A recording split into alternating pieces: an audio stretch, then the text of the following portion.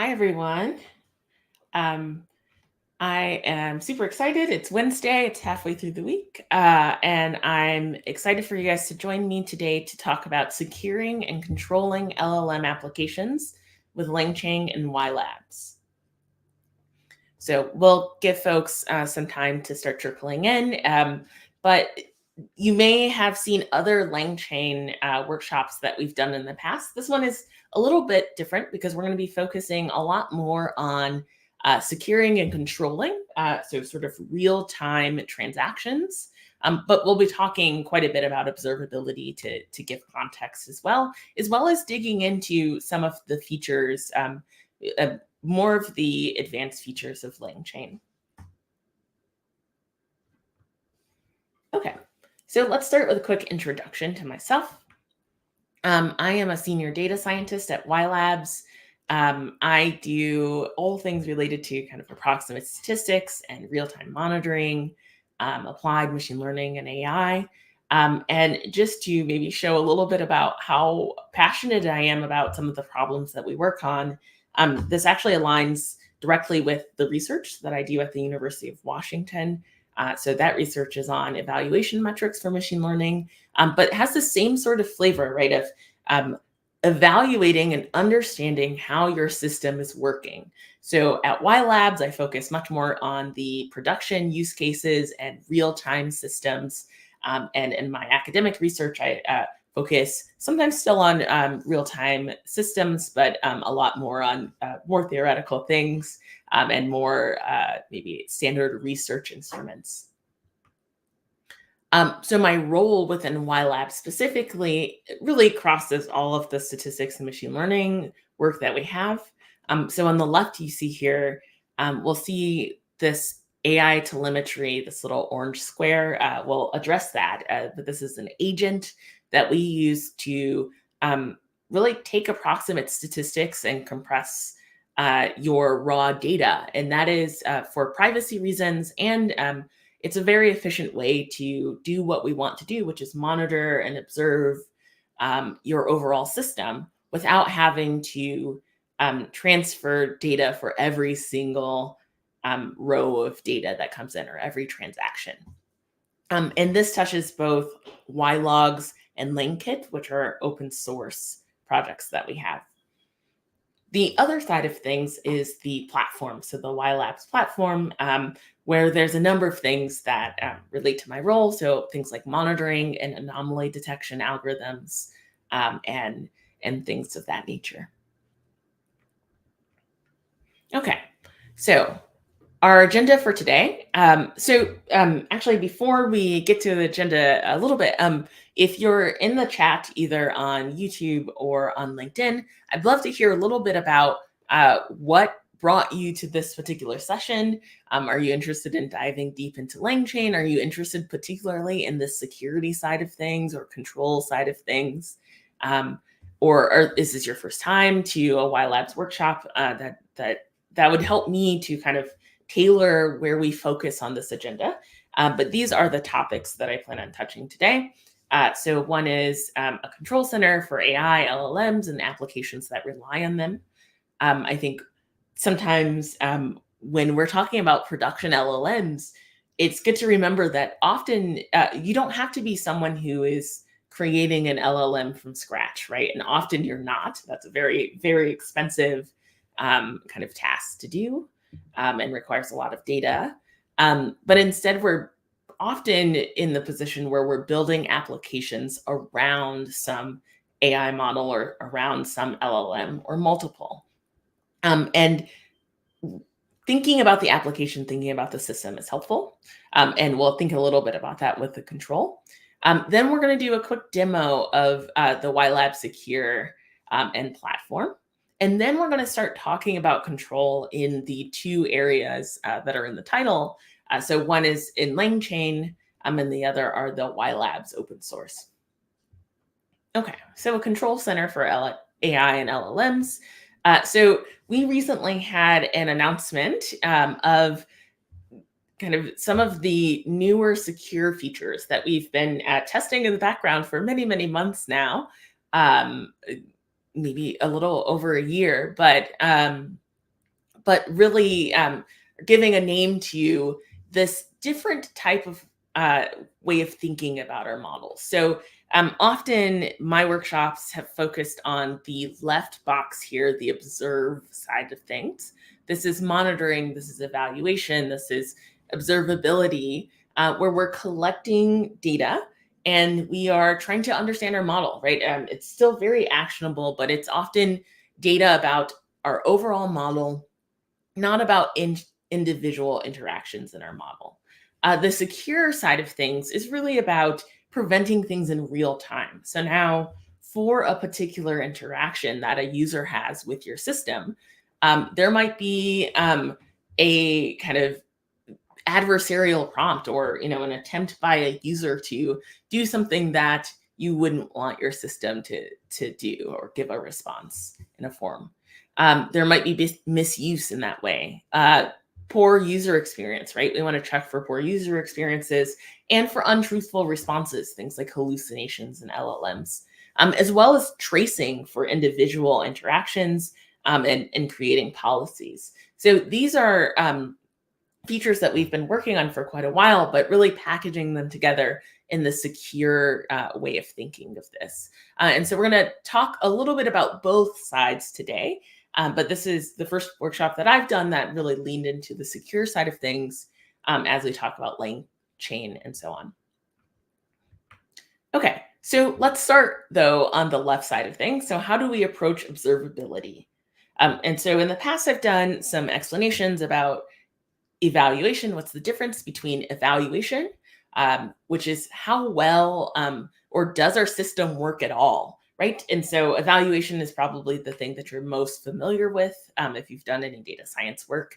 So when we're evaluating a system, we often have ground truth, or we have some true answers that we want to compare to what our model has given, which entails a lot of work. We need to have collected some ground truth. And that often means maybe doing some sort of crowdsourcing, having some experts on your team label the data. You may be in a very lucky position where you have a task that doesn't require that. So forecasting future things can sometimes have that, but that is a lucky few. So evaluation tells us something about our system working compared to this collected labeled data that we have. But it's not really enough, and has a lot of requirements that we don't necessarily fulfill in a production system or environment. So for example, that ground truth, having ground truth is something that you can do when you're training your model. You may, invest to collect this ground truth because of course you're using this to train your model in most cases. But when we've deployed this system, we still want to constantly evaluate and understand our system. And doing that with ground truth can just be very expensive. And we want to kind of answer a different question. Sometimes we don't care as much about, well, exactly what percentage performance do we have, or exactly the false positives or things like that, although that would be really helpful. And sometimes it's very much worthwhile. We may just care about, well, have things changed? So when has our system changed or had issues? And this is the monitoring piece of this. So in addition to finding out when there's been change, you can of course add things like alerts and things like this to notify us that these things are changed. It's much nicer to know in real time that these things have changed, or soon after the change has happened, as opposed to doing this analysis, ad hoc when a data scientist decides to kind of dig into the production system. And then beyond monitoring, which is really valuable, is observability. And observability is a less known term, but observability is really about what and where in our system are there issues. So where in our system are there issues, and what are those issues potentially? And so how do you do that in the same sort of framework, especially if we don't want to use ground truth? Well, the answer is that in the monitoring case, we're often thinking about just the inputs and the outputs of our system or our model. And so this tells us a little bit about um, a single transaction, and then we're going to aggregate this over multiple transactions, so we can know when in time our system had issues. But really, if you take one step forward, and instead of just tracking, the overall system at the beginning and end, but you track different intermediate points in your system, now you can start to understand where in our system are these changes happening, are these drifts happening, where there are likely issues. So, for example, if I track statistics about not only the inputs to my model, but also the form of the data kind of before it goes into the feature store and after it goes into the comes out of the feature store, and after we've done data transformation, and then right before it goes into the model, maybe there's some sort of conversion or changes environments, and then other points in our process, we might find drift within the same time period of your data. And that's telling us now not only is there an issue at this time, but there's an issue in this area of our system. And that can be very valuable. Okay, so how do we approach this? Well, at WhyLabs, we care a lot about this working at production scale, and being privacy preserving. And this is a big reason that motivated our architecture here. So what we do, instead of taking kind of our raw data from these different points within the system about our LLM application or AI application, we don't need those individual rows of data to find change, right? We can use statistics to do that. And so what we do is we actually have an agent. So this is where we see these orange squares. But we have an agent that will calculate the appropriate statistics for our data, that find the signal that are important for our observability and monitoring. And so this is all done in an open source package called WhyLogs. We'll talk a little bit about that. But then you've done this statistics calculation on your own machine in your own perimeter, right? This is not something that you have to pass raw data outside of. And now all you're passing are this metadata and statistics without the actual raw data. And this is really great. So now when you pass on this metadata to our platform, we can do things like look at trends over time, do detection, create monitors and alerts, without seeing your raw data at all, right? It just never leaves your perimeter. And that's really valuable both for privacy, but then very much for scale, right? If you have a production system that has many, many transactions, passing that much data every time you have an interaction, like the full amount of data or multiple copies of that data, is really untenable at large scale. Okay. And so this is kind of answering why we summarize data, right? So while it's nice to have your data internally within your perimeter for some time, you certainly don't have to. I've worked at many companies that the scale was just too high.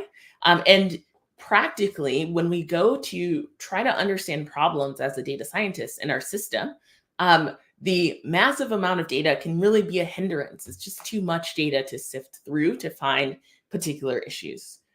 So there are three kind of popular approaches to scaling data analysis that I know of. And I want to talk about them and talk about where WhyLogs fits in. So one is random sampling. So if you have a large amount of data, one thing you could do is kind of at random choose 5%, let's say, of the data that passes through your system to store kind of in full. So now you have the full amount of data just for a fraction of the transactions. And this can be really beneficial in some ways. It's already in a form that your system is already set up for, right? You know how to interact with this data because it's passing in and out of your system anyway. It allows data scientists to kind of go in and do the same analysis they would always do on data. But it has many, many problems. So one is that often the sorts of issues that you want to look into are long tail issues. They may only happen a tiny fraction of the time. And so if you're collecting some sample of the data, you're that more likely to not see those issues in the data that you've collected. So the other approach, that of which there are going to be two choices here, is data profiling. So data profiling, it's not a term that everyone uses, but becoming more popular. So it's the idea of reviewing and analyzing a data set to get out structure and information. So data profiles often have things like descriptive statistics. They may have things like the data structures or types or patterns in the data. They may do some sort of analysis of the data and categorize or that sort of things, or conduct data quality examinations. So the maybe first data profiling tool that you might have used if you used pandas is something like pandas.describe and pass in a data frame. And so that will give you things like the mean or quantiles for the data that you've had. But static data profiling can be problematic, especially when we want to think about our data over time. So if you have a production system that's continuing to churn, you're continuing to get new data in and have new transactions. This sort of static data profiling, let's say of each day's data or each hour's data even, this is really hard to combine and understand across time. So what we need for this is something more like dynamic or sketch-based data profiling. And this is what we've used. This is the basis of WhyLabs, one of our open source tools, that agent that does this sort of sufficient statistics of our data. And so we'll look at what we get out of WhyLabs. But this does this data profiling, but instead of just capturing a number of metrics like the mean and median and things like this actually captures data structures and uses kind of robust algorithms to not only summarize the data, but also give estimates for the error in a way that we can combine that data and get better insights in the future, and also derive new insights in the future. So one hard thing with data profiling that's static is you have to determine ahead of time which metrics we're going to collect, and you're just stuck with those, right? If you throw away the data, now you can only know the things you kind of decided to calculate at the beginning. Dynamic sketch-based profiling has a lot more flexibility for coming up with new metrics in the future. Okay. And that's basically what I said here. Some cons of this. So the mergeability is super important. Another thing that I missed is the fast access to key metrics. So this applies to both data profiling approaches. But when you're doing analysis of a data set, as a data scientist who's dug into many, many problems in production systems that we owned, we have often a standard number of analyses that we're going to do first. And if you're using raw data to do that checking and that analysis, you have a lot of computation to do. You have a lot of kind of boilerplate work to do. And one thing data profiling gives you is fast access to the key metrics that you care about, right? So maybe my profile includes some information about the distribution of our data, or something about the tails, or some analysis about the types of data. And then this is something that's quickly accessible from a data profile because it was calculated then, as opposed to having to calculate and recalculate this every single time we're going to do a deep dive into some issue in your data. And this is very low memory because, again, think these are just a number of metrics on top of the data. This is metadata. It's not quite the data itself. One of the cons, I think, is that data profiling, especially static profiling, as I said, you have to choose those metrics ahead of time. And there is some work in doing this more advanced data profiling, but that's what we do here at WhyLabs, so you don't have to. Okay, And so this is all packaged up in our open source package, WhyLabs. So feel free to go to GitHub and check this out. And you're free to download this onto your machine. Again, you can download this into your own perimeter and calculate this where your model is running or where your data is stored, but often better where your model is running. And then pass only the metadata outside, which is really nice. Okay, so how do we translate these techniques to complex text and LLM data? So when we talk about statistics and things like that, we normally have a vision in our mind of kind of numbers, numerical data, or maybe categorical data. So some text, but a fixed set of possible values. When we move into text, we have all sorts of interpretation issues as well. So kind of semantic meaning can be harder to come by. So for example, if we had this text that we see here, what we might want to understand is, again, maybe an average or the count of the characters, that sort of thing we do collect, but it may not be as valuable as some text-specific kind of semantic ideas. So things like entity recognition. So this is what we see here in this picture. We have the number of people, places, dates, kind of proper nouns found in the text, right? And this can be really indicative of different concerns that we have or different expectations that we have of our model. Maybe our model is related to news in some way, and so we expect to see these. Or maybe we have a system that is meant to give general advice or give general responses to things. And we'll be really concerned if we see people, places, dates, because that will maybe be more likely to be wrong, to be hallucinations in our case, or we just don't want to take the liability of giving kind of specific answers like this. That's just one example where this sort of metric can come in handy. Another challenge is hallucinations. So I'm sure at this point everyone's familiar with LLM hallucinations, but for those who aren't, this is an example of the use of ChatGPT, and the question asked was to summarize this article, and the user passed in a URL, and then ChatGPT responds with a summary of the article. But the funny thing about this example is that that article, that URL, does not point to a real web page. There's nothing on that page. And the LLM hallucinated this response. This is just looking at the URL saying, okay, it's New York Times, it's in the technology section, this is the particular title, or at least partial title. And from that partial title and context, just from the URL alone, they could make up this whole paragraph about what this article is about. And this is really scary, right?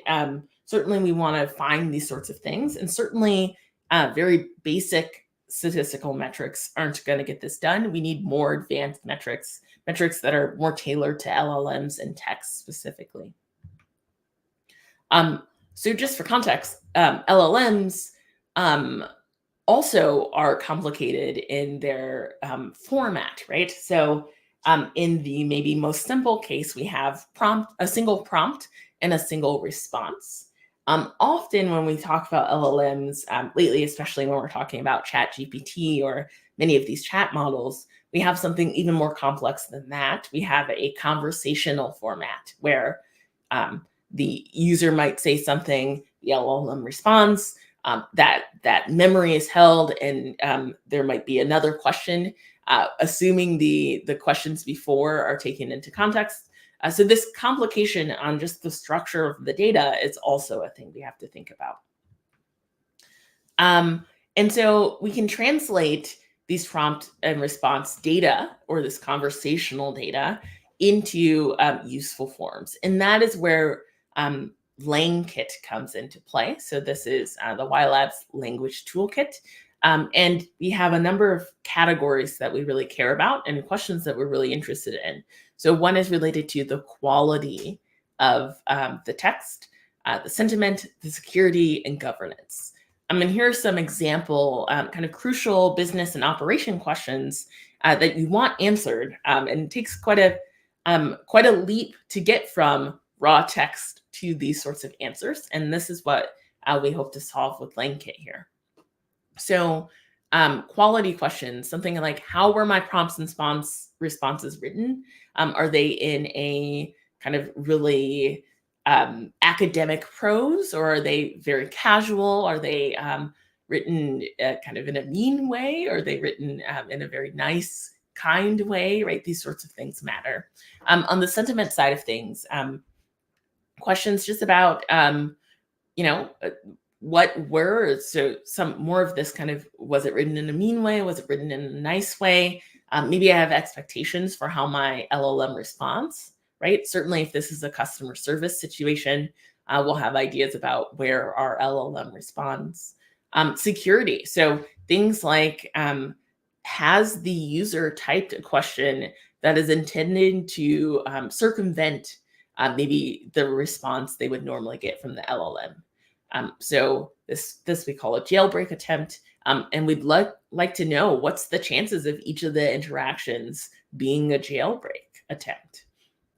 And the second one, do LLMs, are they leaking sensitive information? So has someone included a phone number or email or social security number or credit card number in their in their interaction with the LLM, right? And we certainly have lots of concerns about that in most cases. And then governance. So if we have some sort of policy about what information is reaching the LLM, maybe we don't want internal business details to be passed on to a third-party LLM. Maybe this works in the opposite way as well. So if you have a RAG situation where you have some documents or text that you're using to answer questions with the LLM, you want to make sure that certain information is not being passed on to the user as well. Okay, so these are some different operational and business kind of questions that we may have, but what's the intermediate here? And that's different metrics that are relevant for text. So things like the readability score, complexity and grade scores, or similarity between the prompts and the response that can tell us some things about relevance, or similarity against user-defined themes. So we may have, for example, a system where we absolutely don't want to give legal advice for many reasons, right? We don't want to give legal advice that we might be held liable for. So we want to check that our responses from the LLM aren't looking like legal advice. Certainly all of the security and privacy things that I mentioned, so finding patterns for social security numbers and phone numbers and that sort of private information, jailbreaks and prompt injections, and refusals. So refusals are when our LLM might respond saying, no, sorry, I can't give an answer for that. Oftentimes that's not something you want to respond back to the customer. You want to do that a little more gracefully. And so detecting those using different metrics is important, as well as the sentiment and toxicity that I mentioned. Okay, so that's LangKit. And so LangKit is also open source, something that you can download completely on your own. We don't collect data unless you purposely add an API key and pass that data in. But even then, when we're using LangKit, we're using it in the context of WhyLabs. So we're not passing raw data, we're passing that metadata instead. Okay, so this all is under the arm of observability. So this side of, we would like to know how our system is working, how, what are some of the changes, what are some of the properties of our system and the data that passes through that system. But this is really, sometimes I've heard passive monitoring kind of approach, this idea of, and I don't think it's particularly passive, it's just kind of after the fact. So after a transaction has occurred, we're going to record that data and we can see it, very quickly on our platform. But what we can't do is really change our operation, like what we've passed on to the user, what the user sees in a particular interaction based on the monitoring. with the observability side of things, we need to move on to something that's more like control. And this is where the WhyLabs secure side of things comes into play. So there's a couple of things that can be wrapped up into this. So one are traces. So this is going beyond kind of summaries, which can be very valuable, right, in finding the signal about how our system is working. But at some point, you may want a trace, which is kind of a collecting of a particular transaction. And so this is an example of a trace that you can see in the system. So in WhyLabs, maybe in cases where this does look like a jailbreak attempt or a prompt injection attempt, we may want to store, the detailed information about this particular transaction so that we can go back and debug and understand what was happening there. So let's think about a particular interaction. And I apologize, I used this from a paper. I find this this diagram to be really helpful, but something that I'd love to redo and maybe improve visually. But this is what we're going to look at for a single interaction. So we see on the left here, we have a human user that interacts with a user interface. And through that, a prompt gets passed along, and maybe different preferences and so on and so forth. And then there's this layer that interacts with this prompt. So it takes the prompt, which is kind of a goal, and then breaks it down into multiple tasks. There might be, many things going on. There are agents. We'll talk a little bit more about agents when we talk about LangChain, because they have agents in their system here. But after this breaking down of tasks, this agent may call as one of the tools an LLM in many contexts, but may call an LLM to get a response from that, and so on. So a lot of work is done, and this is maybe a good representation of the system that surrounds an LLM, right? The LLM isn't the whole thing. There's quite a bit of infrastructure and tools that are added in addition to the LLM. Because, for example, an LLM may not be the most efficient way or accurate way to read from a CSV file or do search or do mathematical calculations, right? So combining multiple tools and having process beyond just passing something to the LLM is important. But ultimately, a result gets calculated from our agent doing kind of this work to corral many different tasks and synthesize, and then a result is passed back as a response. So now moving on to beyond the sort of, let's do all of the monitoring and observability after the interaction, let's think about what we can do during the interaction. And one question we have is, do we wish to redirect the workflow path of a single transaction? So maybe, for example, we see the prompt and we do some sort of calculation of metrics on the prompt. And we say, oh, this is a really toxic question that the user has asked. Let's redirect it. Or this is already the sort of question that we don't answer with this tool for many reasons. So we can redirect here without going through the full transaction.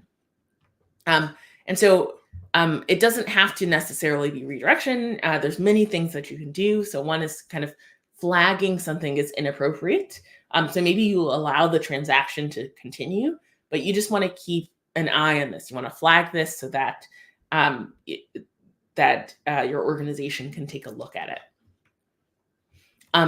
In other cases, you may want to fully prevent a interaction from going forward. So maybe you've calculated a result and you say, okay, this is not an appropriate result. We can't give this response.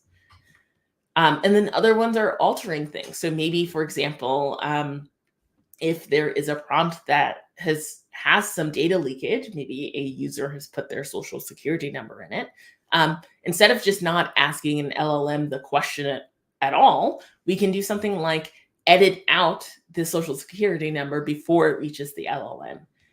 Or maybe retrying is a common thing. So a prompt has been made, but we alter the user's question in a way that is likely to give a better result or a more sensical result. Okay. And the cool thing about this is that we can use these LangKit metrics on individual interactions instead of summaries. So we'll see in a little bit when we get to the hands-on part that LangKit, often you're using it in the context of WhyLabs. So you're not only calculating all of these text metrics, but you're going to summarize them so that we can do kind of the standard observability stuff that we want to do in understanding how our system is working over time. Instead, what we can do is calculate these metrics on individual interactions. So for every user interaction, we calculate the sentiment and jailbreak probability and toxicity and so on and so forth. And now we can use those numbers to determine whether we go further in this particular interaction. Okay. Then we can go further from that, and we can combine this with the monitoring and observability and actionable production workflows that we've already had. Okay, so now let's jump into a demo here. And to do so, the first thing that we should do is there is a link inside of the chat, both for LinkedIn and for YouTube. Let me just make sure there's not any other questions. Okay, so yes, there's a link in the chat for both. It's whylabs.ai/free. So I will go there with you, actually, whylabs.ai/free. And you'll see this page. Please do sign up if you don't already have an account. It'll be very fast. You'll just get an email. So you'll submit your email, you'll get an email, and so on and so forth. And we'll get to the platform. So I am already signed in, and I will show you what the first screen will look like. Your screen will be a little different because you don't have projects yet. But for this demo, so we'll give you a little time to sign in, but for this demo, what you can do is go to the global demo organization. So you're likely to have two organizations, your own personal one and the global. I have many more, but that's okay. So we see a number of different models here, and they're all worth looking into. So for LLMs, for tabular data and classification models, this sort of thing, we're going to focus particularly on an LLM model, but particularly one that has secure. And the reason we're doing this, of course, is that's the topic of this session. So some of this is common to both the observatory and the observe side of things and the secure side of things. So we can see here that our particular model that we're looking at, Demo LLM Secure, has 25 data profiles. So data profiling can be set up at a particular frequency. Daily is the default for the free accounts. But if you have other plans, pricing plans, you can choose things like hourly or custom frequencies. So we have 25 hours of data in this particular example. And there's lots of things that we can do. So the first thing we'll do is just to show you some of the observe side of things. We'll click here on Explore Profiles. We're going to look at just this window of 25 batches, and we can look at the data that has been collected. So what we see here are the different metrics. So this is either the variables, or in the case of LangKit, we see variables that have different metrics on top. So things like misuse and PII and bad actors and so on and so forth, both for prompts and responses for this LLM data.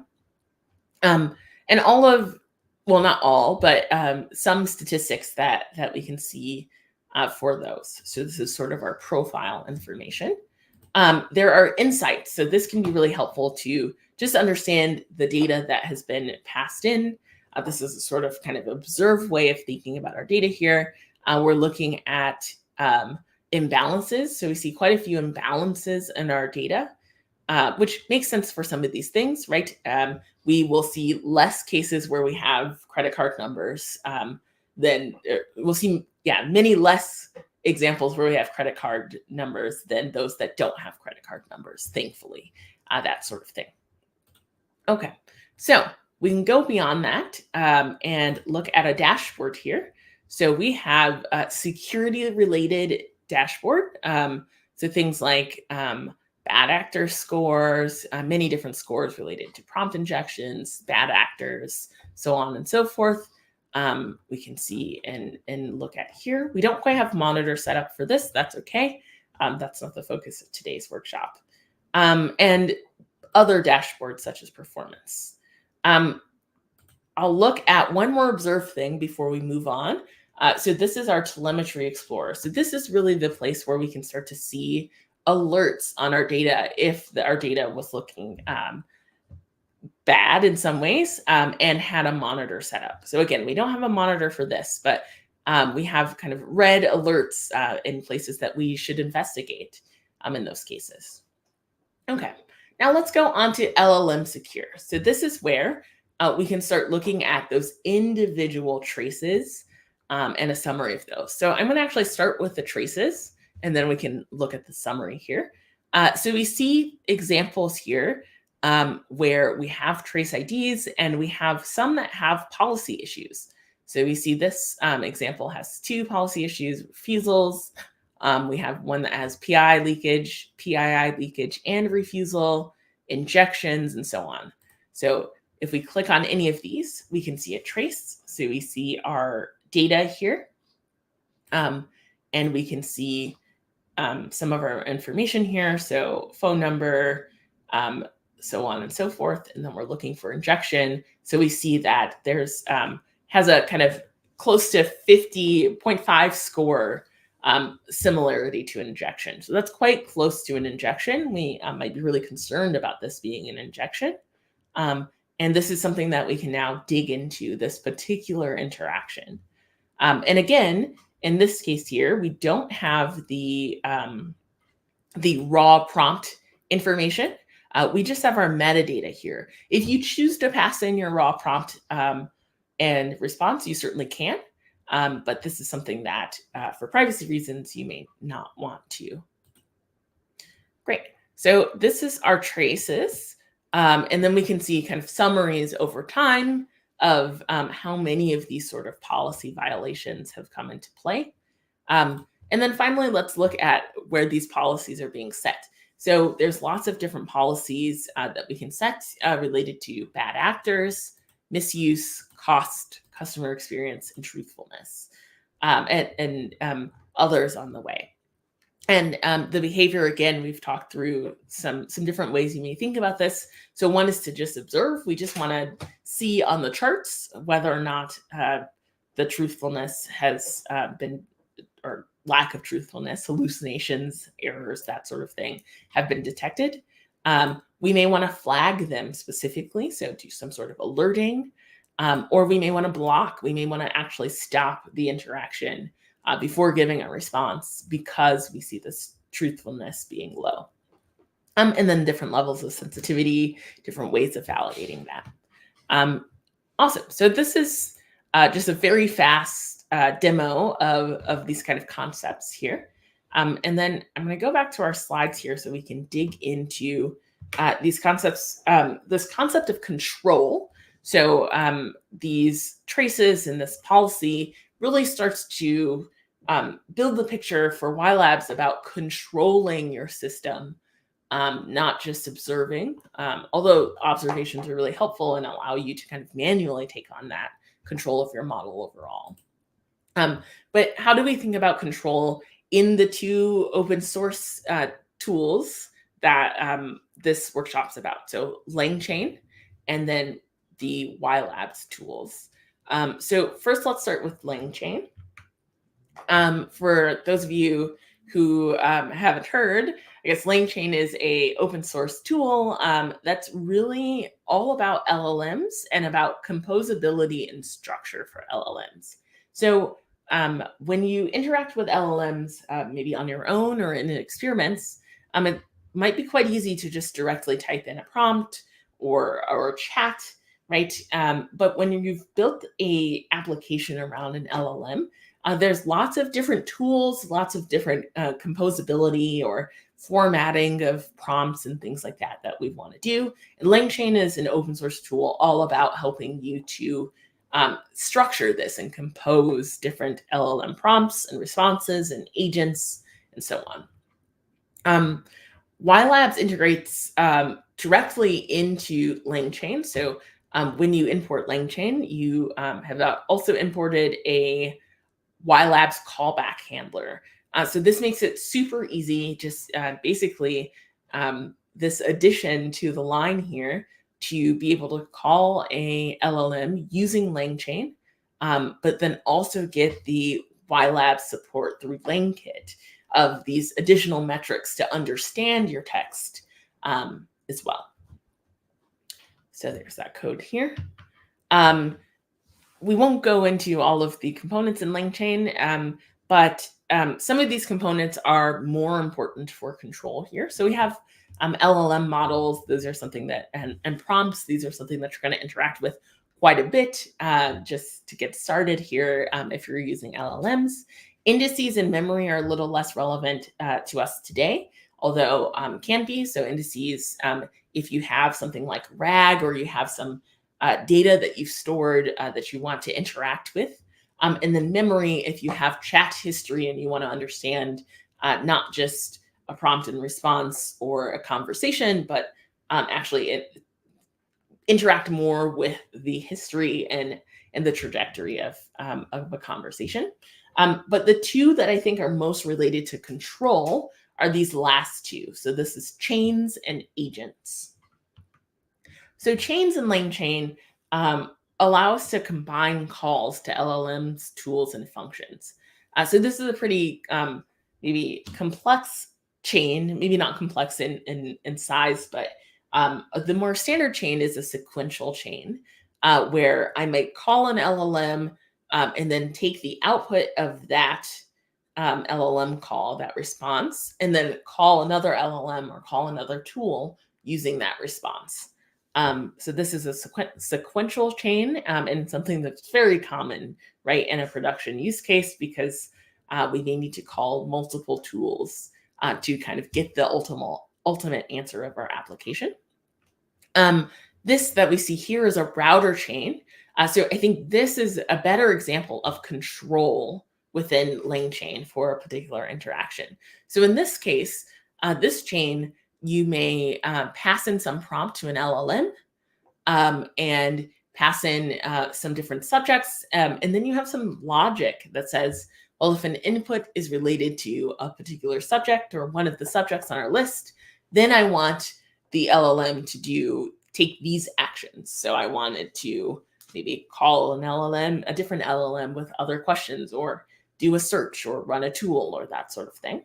But if it's not related to these, then I want to do this other action, right? So we've now injected logic into the interaction, and it's only after some calculations have been made that we can start to make some determination about what our system will do, right? It's not a fixed route every time. This route depends on the data and it depends on the actual calculations that we've done.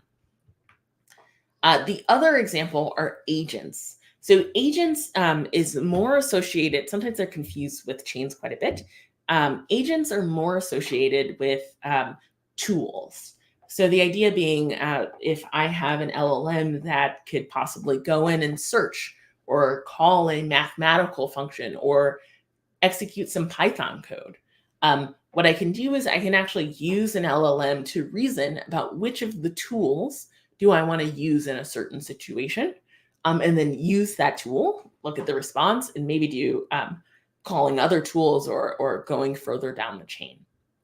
So for example, if I will pass in a list of tools that I have available to my system. Let's say it's a calculator, and I give a short description about what calculators do and what problems they solve. Calculators are a little clear to us, but worth explaining because the LLM is going to use these. What search does, what my particular internal tools might do or systems may do. And this agent is really the intelligent part of choosing between which of these different tools we're going to use. And it often uses an LLM to do that as well. Okay. So that's the agent side of things. And we'll, again, you'll get a chance to play with LangChain in the code here. Let's just go through and talk about control. Again, a reminder of the control on the WhyLabs side of things. So one place that we see this is in LangKit with extract. So the extract methods, again, go beyond kind of the summarization, which is harder to kind of relate to control of a particular interaction, but then can extract methods for individual rows of data. So now we can calculate sentiment or jailbreak probability or toxicity for a particular method. And this is really what facilitates control of your system. Okay, before we get there, let's jump into our demo here. So I'm going to need to reconnect. So there are links. Let's see here. We can, I think, go back. It's the fastest way to get back here. Okay, so there are links at the front of this page here. The bottom one here to Colab notebooks. If you're following along in Colab, just make sure to go to File, save a copy in your own drive or GitHub so that you're able to edit this and use this freely. Okay, so we're going to do some installs. We're going to install LangKit. This will be a little faster for me because I've already done so, and open LLM telemetry. I'm using the LangKit all here just because I want to have at my disposal all of the metrics here. And then next we're installing LangChain and LangChain OpenAI, which is a new package that they've created just for interacting with OpenAI. So this demo utilizes OpenAI and WhyLabs. So once you've gotten into the platform to do this, this demo, we can click on WhyLabs here and go and recover a key, an access token. So you go here to settings, access tokens, and then you can create a new access token with a new name. I already have one, but feel free to do that. The expiration date's optional. Click here, and you'll get this one time, so make sure to copy and save your access token. And then what we'll do after that is go back to settings here and create a new model. So I've already created a model here for this project, but actually we'll just delete this and we'll do this together. So we can say something like LLM control demo. You can choose a resource type, large language model. We'll just create one. And this will give us a model ID. So mine is model 34. Yours will probably be a lower number here, but we'll take this into account here in our notebook. So when we run this, we will pass in our OpenAI key.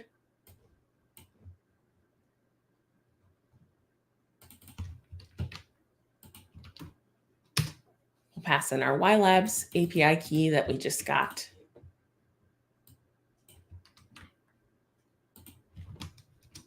And then we'll pass in our model number or our model ID, which is defaulted to model 34. Okay. Now we're ready to get started here. We'll start with LangChain. And this is just some basics about how to use LangChain in code. So we have a number of options: an AI message, a human message, a system message. System messages are often used to pass kind of information, as the system to the LLM, which is very different from the human question that normally the system message is often used as context. Human message is often the actual question to be answered. AI message is what will be used to respond. So we're going to create a chat OpenAI object here. So this chat OpenAI class is used for a lot of the newer models. So GPT 3.5, GPT-4, GPT-4o, and we're going to give a temperature. So this temperature, if you haven't interacted with this controls how random this is, how stable the response can be. And then we can pass on some messages. So this is just one to do our example here.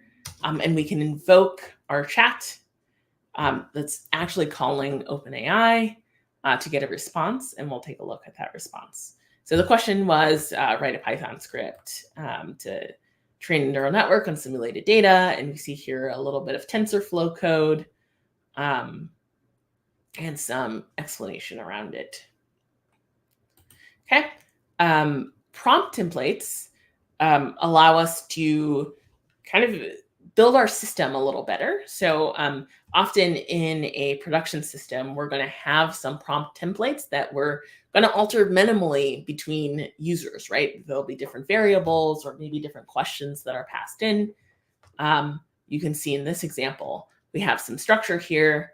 We're telling from a system message that you're a helpful AI bot. This is your name. And then the user has a question. We'll pass that in as well as a variable. Okay, so we can do the same sort of thing. You can run this. And you get a response, right? That takes in the system message. And this is the response that the LLM gives. Awesome. So this is the beginning of LangChain. If you want to get started with agents and chains, you're welcome to do that as well. Now I'm going to pass on to WhyLabs here. And we can start to think about LangKit and how we think of control. So first, we're going to import ylogs as y and initiate. So the init, actually, you won't see this. So the init may ask you a question about what you're going to use. I think if you've passed in your API keys, you should be fine either way. If not, feel free to choose local or feel free to choose anonymous if you don't have an API key. But you won't be able to see this on the platform for local, of course. Then we can start LangKit. So we're going to is just one module, which is in this case, it's a combination of different modules of metrics. So there are different combinations of metrics that you might want to calculate by default, depending on your scenario, right? So this one is set up for LLMs. There are others that are like a lighter version. There might be others that are security heavy and so on and so forth. You just import the one that you're interested in, and you should initiate that module here. And this initialized data gets passed into our schema. So this tells us every time we actually use ylogs, so the thing that does the statistical compression, which metrics we should be calculating on top. We can download some data. So we have some sample data here, 50 different prompts and responses.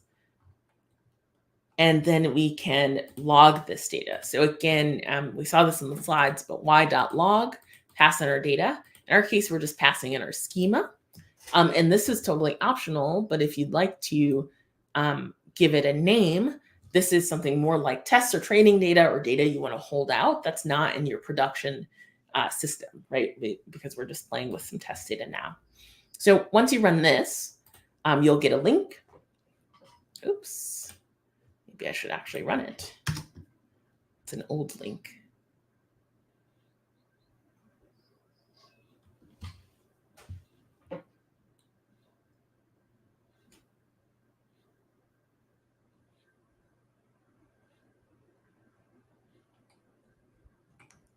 Okay, we'll get a link. Your link will be different from mine. Oh, I haven't downloaded any data. Okay, well, you'll get a link into the platform here where you can see your data. A little weird. And then we can look at the extract that I mentioned.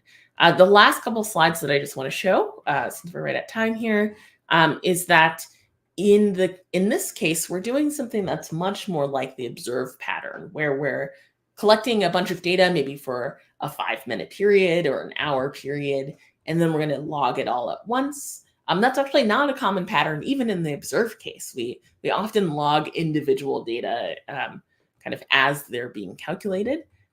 So instead, what you can do is call this a little more in this format. So we pass in a dictionary with our prompt and our response here, and we can do the same logging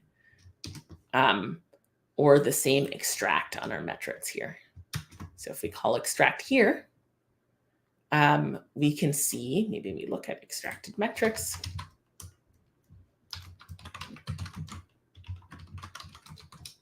We can see all of those calculations that LangKit does for us for this data.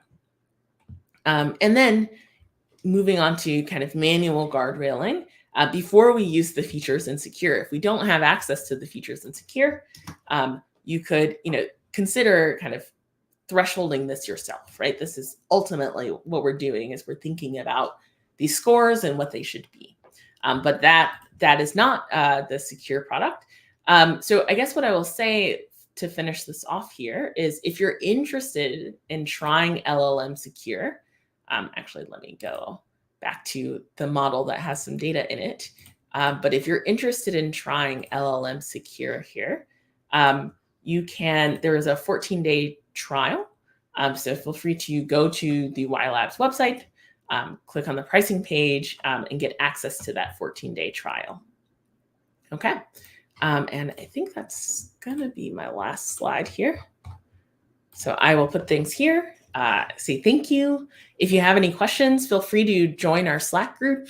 Feel free to reach out to me directly at Bernease@whylabs.ai, or on social media, just largely Bernease. And yeah, feel free to run through this notebook, look through the slides, and kind of explore the demos that we have on the platform or with your own data. Thank you.